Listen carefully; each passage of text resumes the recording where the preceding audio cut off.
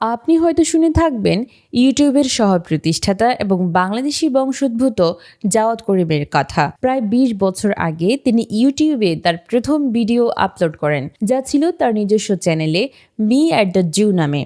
এই ভিডিওটির বর্তমানে ৩৫১ মিলিয়ন ভিউ রয়েছে। তবে কী কারণে তিনি ইউটিউবের প্রতিষ্ঠার পর তা বিক্রি করে দেন এবং এখন তিনি কি করছেন? জাওয়াদ করিম ১৯৭৯ সালে জন্মগ্রহণ করেন।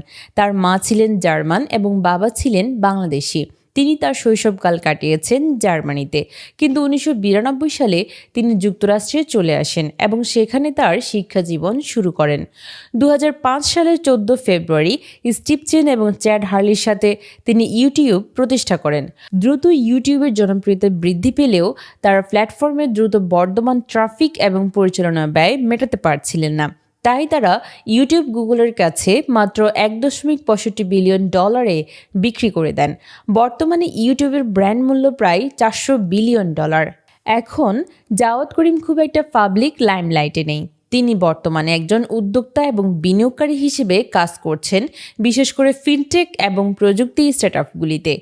যদিও ইউটিউবের মতো একটি বৃহৎ প্ল্যাটফর্মের প্রতিষ্ঠাতা, তিনি সাধারণত পাবলিক লাইফ থেকে দূরে থাকেন এবং জনসমক্ষে খুব বেশি আসেন না।